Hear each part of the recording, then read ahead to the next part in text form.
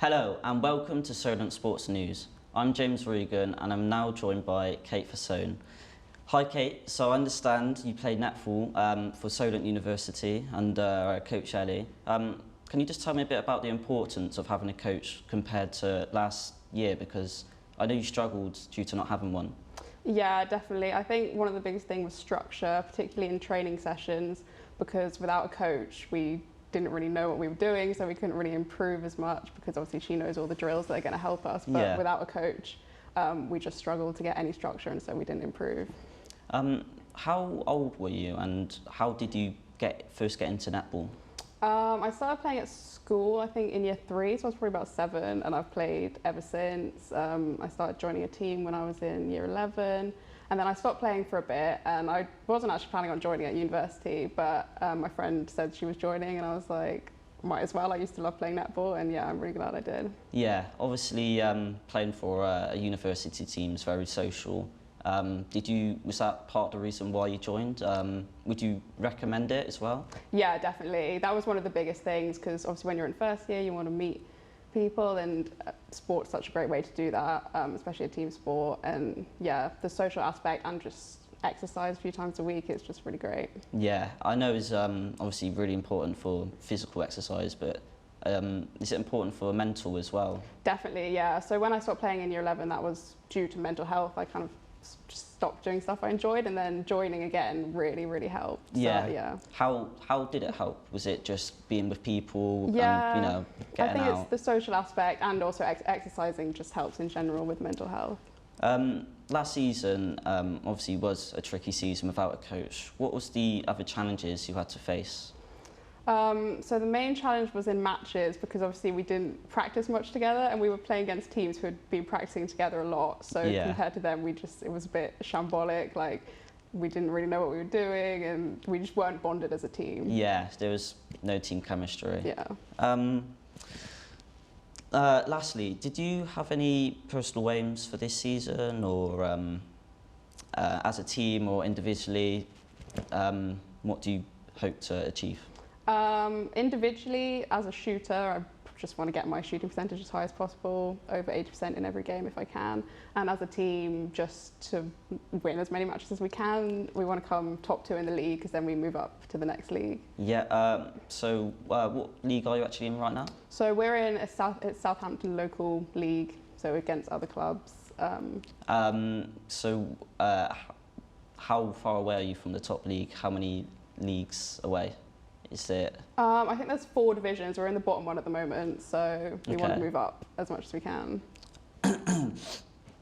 I know you have different Solent teams in netball. Obviously, you've got the first, the seconds, the third, the fourth. All different teams have a team captain.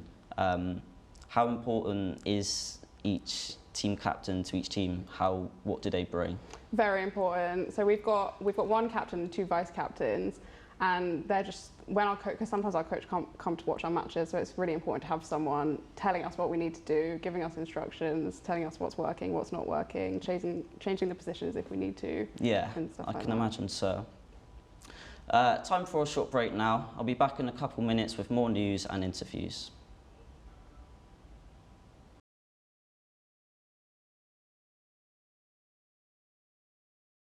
To James Regan now, he's outside Ashton Gate for us. James, who do you think is the fans' favourite striker here at Bristol City over the last decade? Hi, yeah, thanks, John. As you said, yeah, I'm here outside Ashton Gate today. Well, obviously, the fans would say there's so many players you could choose from. You could choose from Jonathan Kodjia with his amazing 20 goals in one season. You could talk about Nicky Maynard for us. You could talk about Famara Juju, 51 club goals. You could also mention Bobby Reid. He scored against a lot of big clubs with the likes of Man City. Also, you could mention Sam Baldock, who's really good for us in League One, and he helped us get promotion to the Championship, which we've now been in. But the fans would say there's a lot of players, but I think they would choose Tammy Abraham just purely for the amazing season he had, 27 goals in all competitions, and he's obviously made such a big name for himself now at Chelsea, people say he shouldn't have been sold, obviously now at Roma, and perhaps harsh to leave him out of the England team. Talking about strikers for Bristol City, James, they've just had one called up, Antoine Semenyo for Ghana. What can City fans expect from him in the World Cup? Well, Bristol City fans might be a little bit upset to see him on the bench from possibly the first game. It's known that the Ghana manager does like to stick with his loyalty players that he knows. But if Semenyo does get game time, I think Bristol City players will see the strong and quick player he's been for them this season. No, agreed. Just finally, and in a word, James, where do you think City fans can expect the club to finish this season? Well, Bristol City fans would expect a top half finish based on their team, but I think they would take 12th place at this point, considering the downfall. James Regan, thank you very much.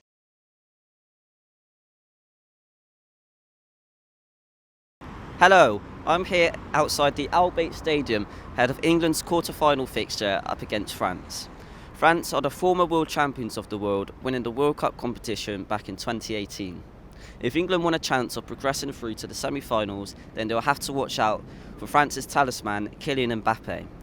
The 23-year-old has already scored 5 goals in this tournament, recently completing a brace against Poland in the round of 16. He's arguably one of the best players in the world right now. However, France will also have to look out for England's deadly attack with the likes of Bukayo Saka, Phil Foden and Harry Kane, as England are currently the highest scoring team in the competition, joint with Portugal. It's the first time the two teams have met in a World Cup knockout match in history. So the question is, who will come away victorious from this?